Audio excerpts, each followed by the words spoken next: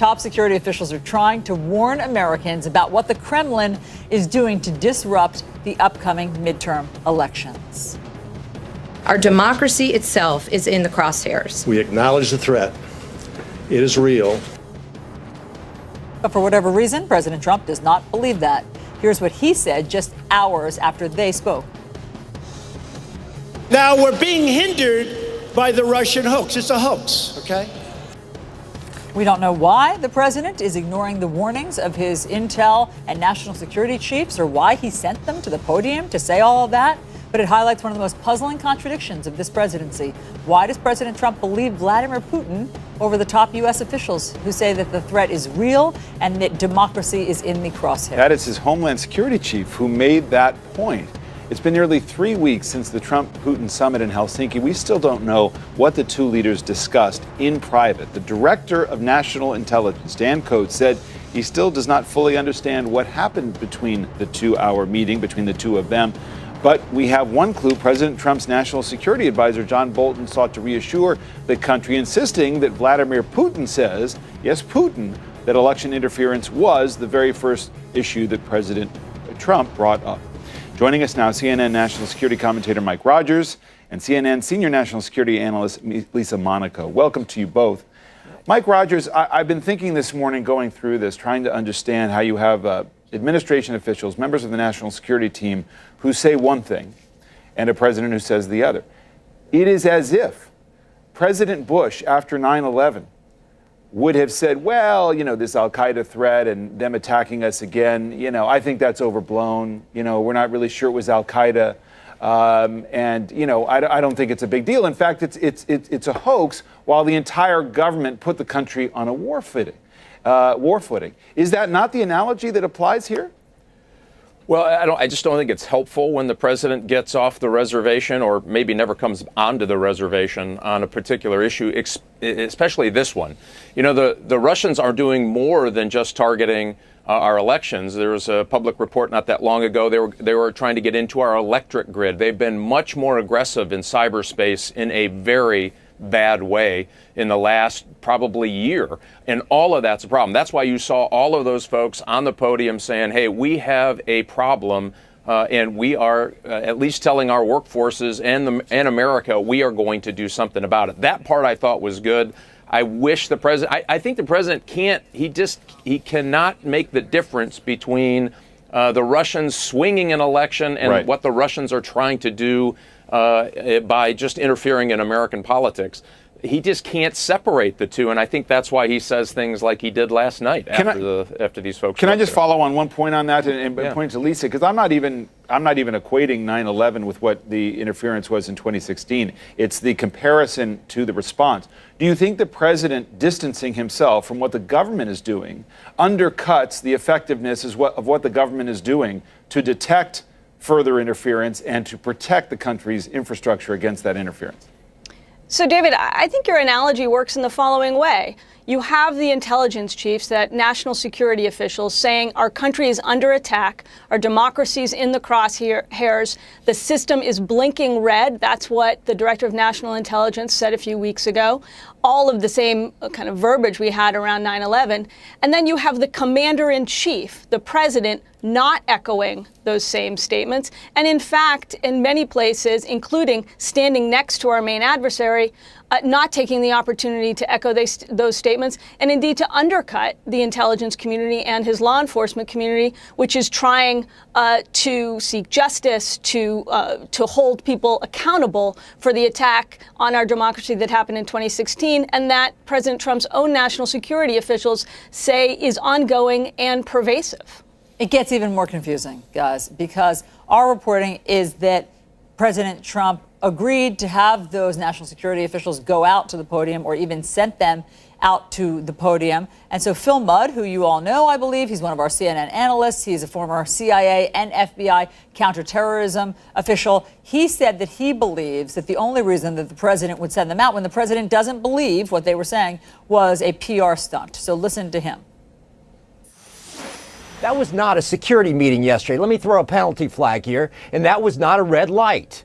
That was the White House using a bunch of people so for the next 2 months they can use a talking point that said, hey, every time somebody raises Russia to Sarah Sanders, she's going to say, look, the president directed those guys you saw and also those women you saw on the podium to go do something about Russia. That was a PR stunt. Give me a break. Yes, they got used. So, Mike Rogers, he's not suggesting that they were disingenuous, that obviously they want to get their message out. They'll take any opportunity they can, our national security heads, but that this somehow gives the president cover when he then calls it a hoax. I'm not sure. I think it was great that we had all of our intelligence officials up there saying this is a problem. And then they outlined a little bit what each department is going to do. The one thing that I didn't like about it is there's just not one person calling the shots from the White House on coordinating a really difficult effort, which is this cyber problem. But having them out there, Allison, I just think good on those folks for getting out there. For whatever the reason, the president said they ought to go out there.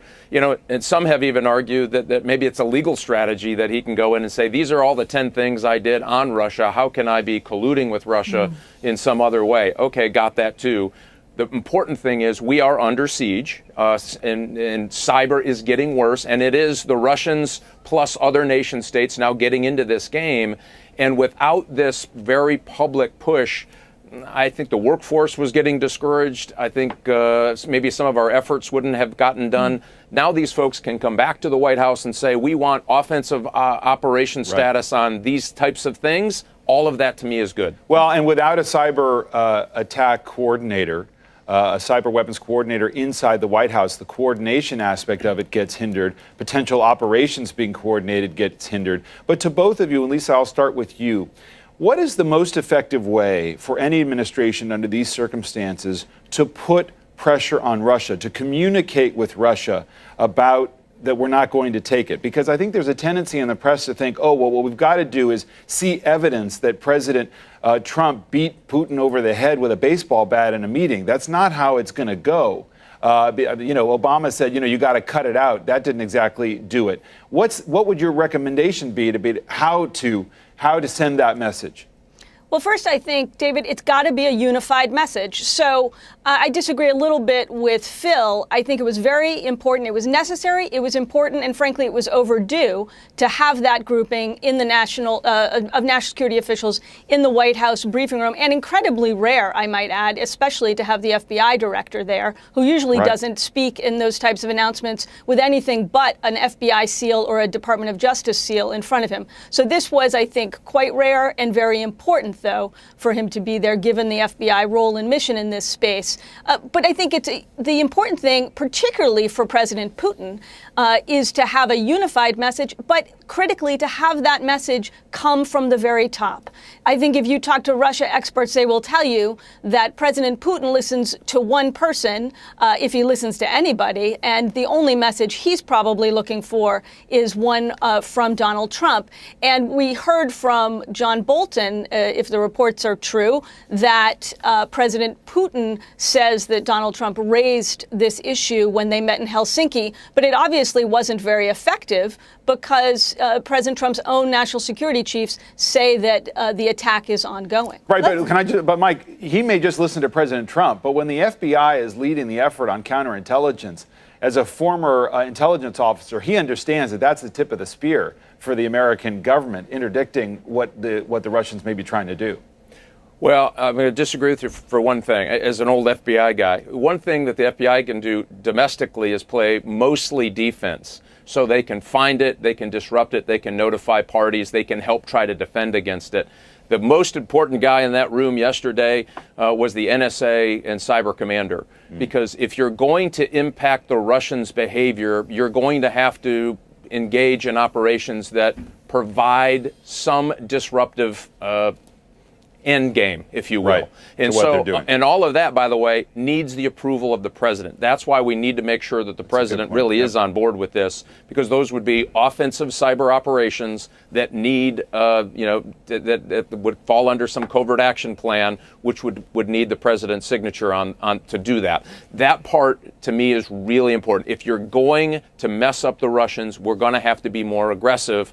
and the FBI is going to have to help these states try to defend themselves. And so they can provide intelligence, they can provide after the fact, they can go in and try to do some things. But as I said, how can you do that without the president authorizing it? Right, we've heard many people have made that point, that in fact this is not just rhetorical. It's important that the president engage and be involved. But to your point, Lisa, it was so interesting yesterday to hear the DNI have to admit that he still doesn't know what happened in that one-on-one meeting in Helsinki with President Putin and President Trump. Here's that moment.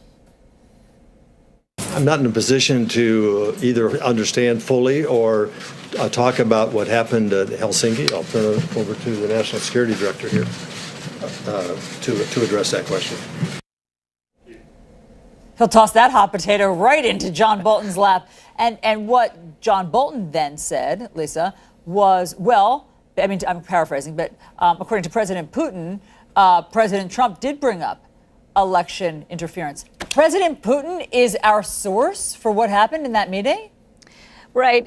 Allison, it's mind-boggling that we're getting a readout of a 2-hour meeting between President Trump and one of our main adversaries, who his own intelligence community has said directed an attack on our election and on our democracy. We're getting that readout from President Putin.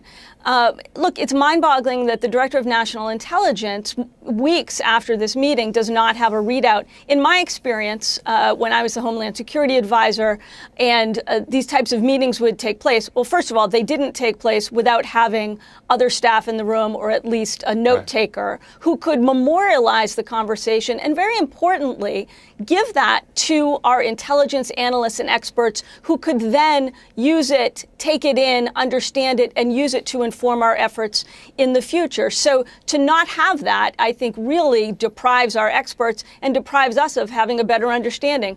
But in the past, I've seen presidents come out from meetings and debrief their staff right down to things like body language and talking about reactions. And that's what you would really want to see. But can I make one other point, which is to say that to not have somebody in the White House, the cybersecurity coordinator, to not have that position, which has been jettisoned by the White House, to not have somebody focusing 24/7 on this issue in the White House is malpractice, in my view, particularly when the intelligence community says we are continuing to be under attack. Thank you for making that point. That is so, we need to underscore it all the time. There was that position, and that person was let go. That's right. So, Lisa, Monica, Mike Rogers, thank you both very much for all of your expertise on this.